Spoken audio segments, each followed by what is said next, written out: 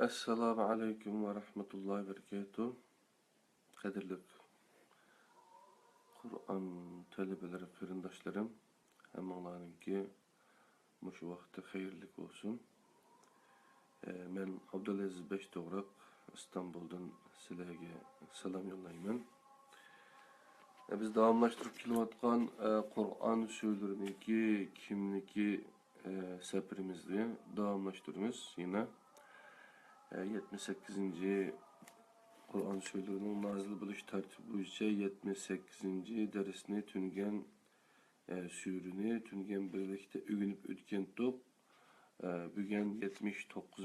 süre Enbiya suresini başlayalaydı inşallah.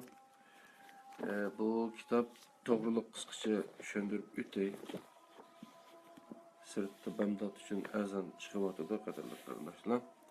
Bu Kur'an sürülerinin kimliki degan bu kitap Ustaz Mustafa İslam oğlanınki vahbesiri şu Kur'an'daki 114 sürünü düşündürüp şunu kısaca kimliki zaten bu kanda bir süre o kanda çattı nazil olgan kanda bir şarayitqa cevap olgan onun dinkin Peygamber sallallahu aleyhi ve sellem'e nimi demekçi şu çağdaki sahabelerge, etrafındakilerge nime demekçi, onun dinkin kelgüsüdeki bizge okşayış ve bunun dinkin kemekçi kildiğen insanlarga zadi kandak bir nerse demekçi Allah subhanahu teala o ayetini nazil kılış, o sürünü nazil kılış arkalık şu doğruluk doktoran kitap. Bu şu Batur Karakallı kardeşimizden Facebook'ta Ender Karakallı. Şu bir yıl vaqt çıkarıp özünün işlevatkan vaxtından sırıt tercüme kılıp redlep bu kitabını nazil buluş tertibi boyunca Uygurcaga tercüme kılıp redlep müşne bir kitap hala ekileylik. Bunu mu Finlandiya'daki bu Kader Risalesi diyen kitapta tercüme kılgan Heytakun kardeşimiz pol çıkarıp bu kitabını bastırıp verildik. Men sizlerge bunu sunuvatıma düzenlinki yakımsız bozulma avazım arkalık inşallah bununki texmo yaxşı sonuçqa tirişime o sebepten məxsus diksiyon kursu katnaştım çıraylık sözleş degендek doğru telaffuz kılış bu Türkçe kurs onunki nazar radyo programcılık degen bir kurs ama katnaşımatıma maksat yaxşı öğrengen derslerimizni sizler bilen paylaşış, texmi yaxşı bir ortamda bir xil vasıtalar bilen inşallah stüdyomuz kurulup qalsa texmi yaxşı eserlerini sizler bilen paylaşışqa hazırman. Euzubillahimineşşeytanirracim. Bismillahirrahmanirrahim deb işimizi başlamalayla. Enbiya suresi. Enbiya ismi sürünün mazmununa asasen verilgen. Yani Enbiya degan çağda bizniki kallamızga Kıssasül Enbiya deb bir kitap var. Nesrden Rabguzun'unki. Bunu Uygur yazgan kitap deyimiz. Ondan keyin okuganlarcak buluşı mümkün. Bizden öyle baktım, ben okumadım. Başka bir buralar okup şunundan hidayetke erişip dikebildim. Bu kitabın işi de biraz çatak var deb deyilgeçke ben okumagan şu. Hazırım okumadım. Bunun için belki okumaslıkıma mümkün.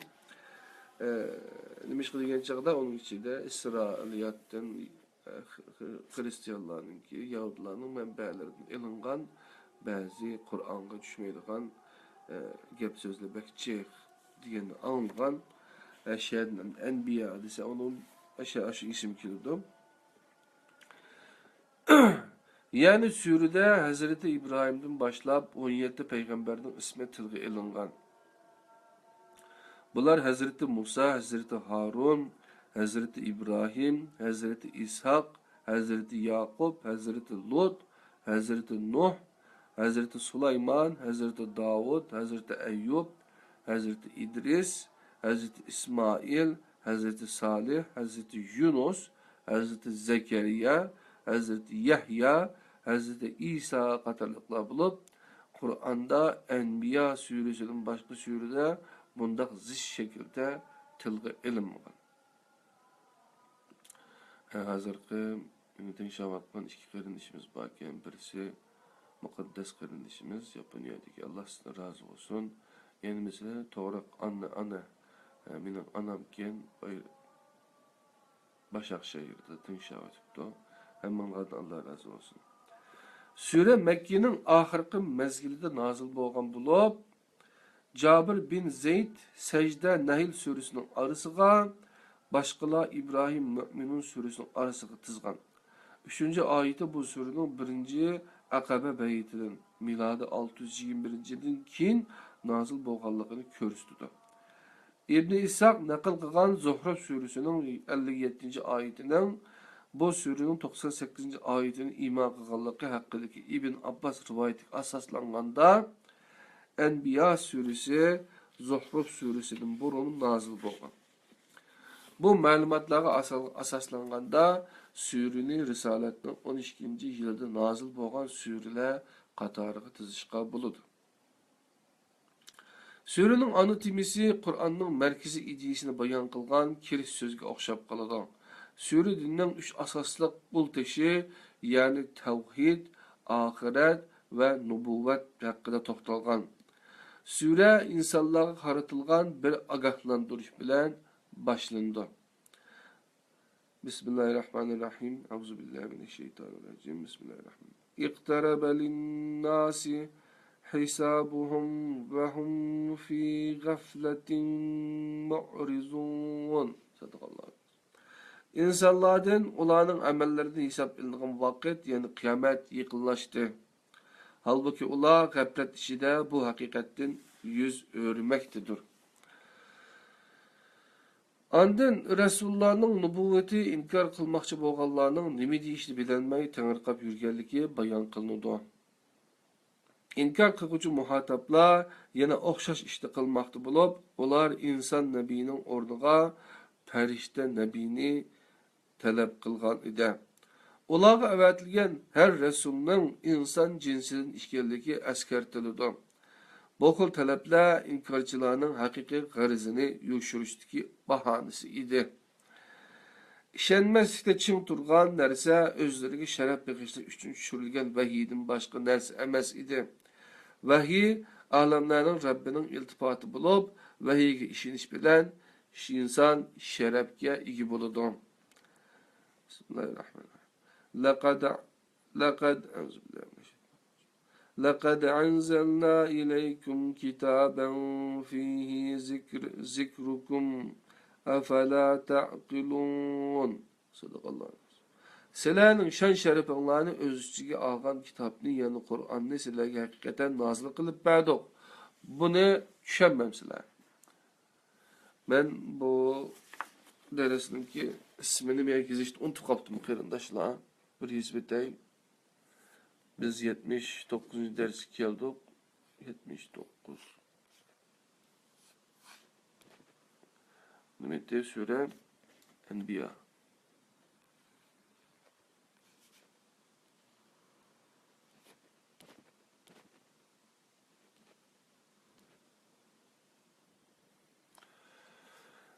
Kitapni tushirib o'qimoqchi bo'lsanglar, Tor kitobni tavsiya qilaman. Tor kitob.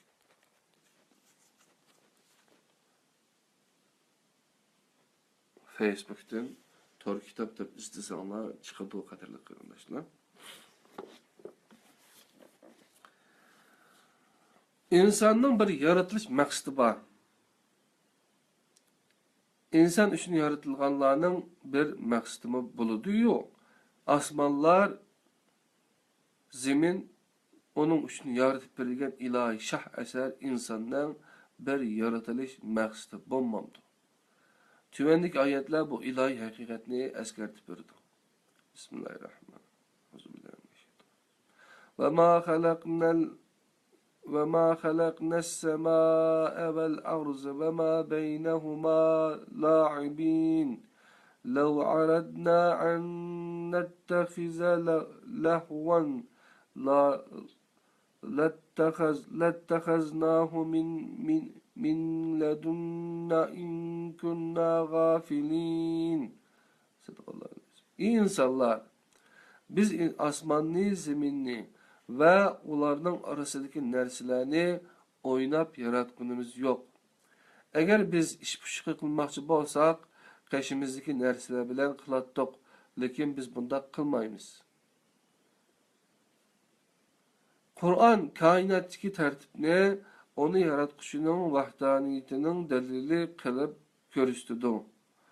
Qur'on Allohning borligiga dalil ko'rsatishga ehtiyoj tuymaydi, qo'ymaydi. Faqat Allohning bir ekanligiga dalil ko'rsatdi. Bismillahirrahmanirrahim.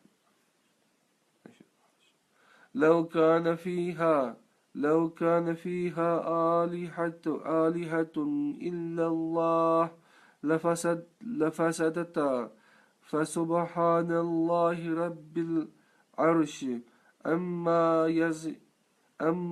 يصفون. Eğer asman zeminde Allah'tan başka ilahlar bolsa idi, kainatning tertibi elbette buzulatdı. Erişinin Rabbi Allah ularning süpetligen narsalardan pakdir.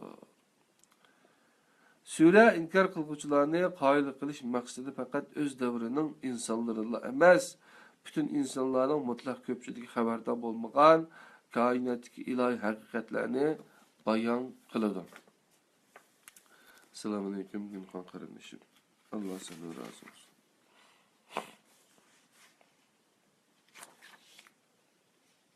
Ben ayetning mazmunini o'qiyim. İnkar qilishda ching turganlar bilemdi ki, osmonlar bilan zemin başta bir-biriga tutash edi. Ularni ayirib etdik. Hamma jonliq mavjudotni suvdan yaratdik. Ular Allohning qudratiga ishonamdi. Mana bu nuqtada Hazreti Hızır'dan tartib barliq faniylar haqidagi ölümsüzlük düşüncelerinin to'g'ri xatoligini ayirishda asoslangan ilohiy prinsip bayon qilingan. Biz senden ilgili hech kishini mangu yaşatqanimiz yo'q. İnsanning aldirang'u mijoziga ega ekanligi bayon qilingan ayet bu surada yaralgan. İnkar qiluvchilarmi, iman etuvchilarmi bir kuni Rabbining huzuriga chiqadi. Kıyamet günü biz emeller tartıldıgan adalet tarazısını ornatımız. Hiç ademge kılçık val kılınmaydı. Yani yaxşı ademnin yaxşılık kemeytip etilmeydi. Yaman ademnin yamanlığı aşırıp etilmeydi. Eğer onun kışıçağılık emeli bolsa mı, onu hazır kılımız. Bendilerinin emellerden hesap ilişka biz yeterlikmiz. Surede 48. ayetten tartib peygamberler hakkındaki bayonlar başlandı. Sehri Adem bilen başlangan insaniyet seferinin çaşkah vaktini Hazreti Nuh, tuş vaktini Hazreti İbrahim, namaz diğer vaktini Hazreti Muhammed temsil kılıdı. Surenin başlanışındaki vakit yakınlaşıp kaldığı ibaresi bizge bu hakikatni eskertidi.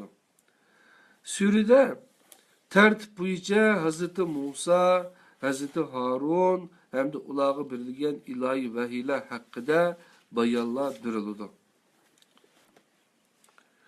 Kur'an'ның o ilahi vahiyning davom ekanligi ta'kidlandi. Andın Hazreti İbrahim'e berilgan muhokama qobiliyatiga kishining diqqatini og'dirdi. Onun bu sağlam muhakemesi orqali Rabbini topganligi va uningga taslim bo'lganligi tilga ilinadi. O en ahirida butlarni chiqib, qavmining ichinishlik bir xalqida ekanligini ko'rsatib bergan. Bu uning o'tga tashlanishiga sabab bo'lgan. Lekin o'tning Rabbi o'tga amr qilgan edi. O't İbrahimga salqin va amonlik baxsh etilgan bo'lib Rabbi uning taslimiyatidan rozi bo'lgan, uningga nabiy